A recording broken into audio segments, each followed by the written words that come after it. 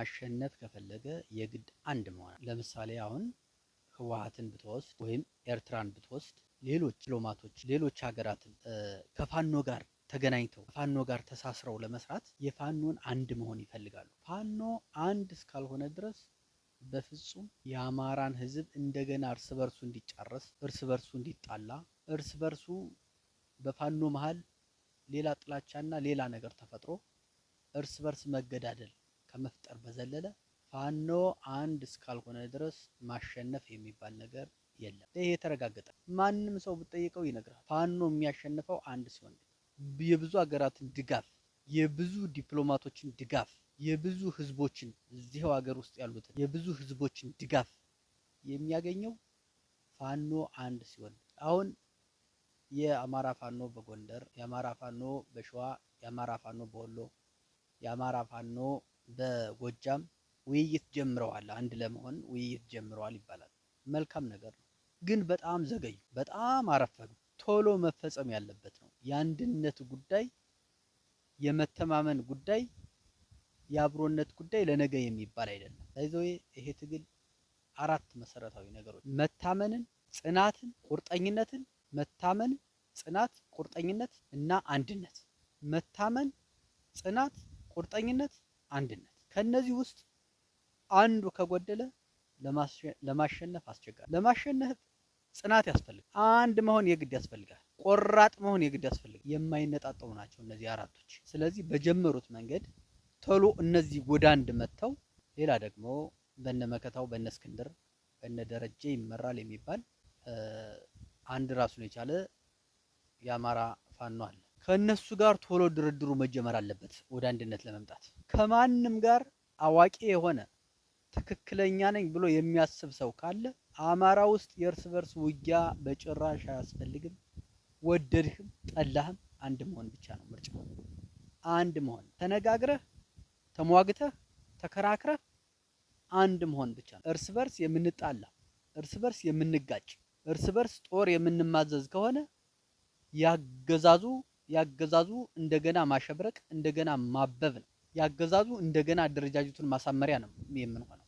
አገዛዙ እንደገና ህዝባችንን በልቂት የማያልቅ እልቂት ውስጥ ህዝባችንን እንደገና ማስገባት ማለት ነው። ካሁኑ በበለጠ አንድነት ለነገ የሚባል ነገር አይደለም። ዛሬ መሰራት ያለበት በጣም ሊቆጨን የሚገባ መሰረታዊ ነገር ነው።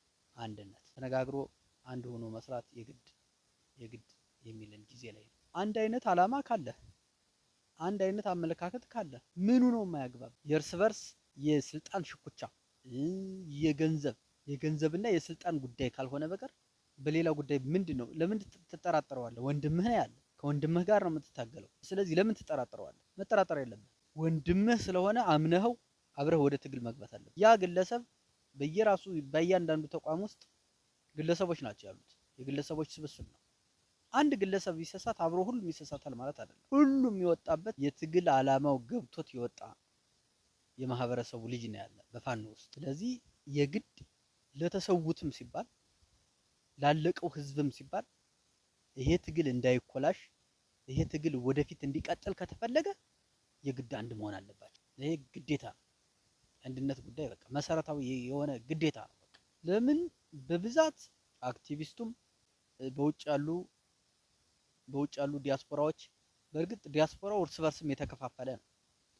አንድም የፋኖ የመከፋፈል አንዱን ትልቁን ድርሻ ይዞ ወደፊት የመጣው ዲያስፖራው እርስ በርስ ይከፋፈላል።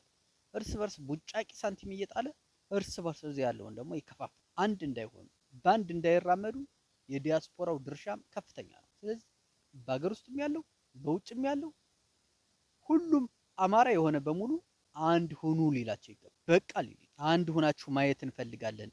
ህዝባችሁን ነፃ ልታወጡ የምትችሉ፣ ህዝባችንን ነፃ ልታወጡት የምትችሉ አንድ ስትሆኑ ብቻ ነው። ህወሓት እኮ የፋኖን አንድ መሆን ነው አይን የሚያየው እንዴ። ኦነግም የፋኖን አንድ መሆን ነው አይን የሚያየው። ሻቢያም የፋኖን አንድ መሆን ነው አይን የሚያየው።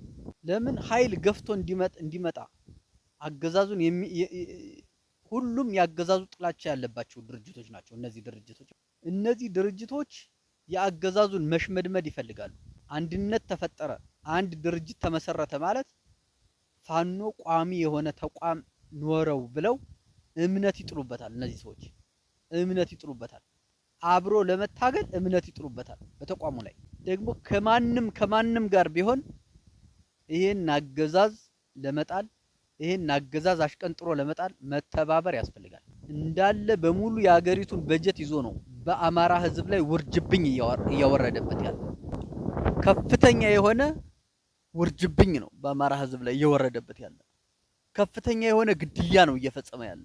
ይሄ ነገር ቶሎ ሊገረሰስ የሚችለው ከማንኛውም ኃይል ጋር አገዛዙን ከሚጠላ ከማንኛውም ኃይል ጋር ተባብረህ መስራት ስትችል እገሌ ታሪካዊ ጠላት ምናምን ታሪካዊ እንትን የሚባል ነገር የለም።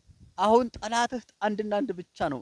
በዛም ጠላት አፍርተህ በግራም በቀኝም በጎንም በፊትም ጠላት አፍርተህ እንዴት ሆነህ ነው አገዛዙን ልትለው የምችለው? ደጋፊ ያስፈልጋል፣ አጋር ያስፈልጋል።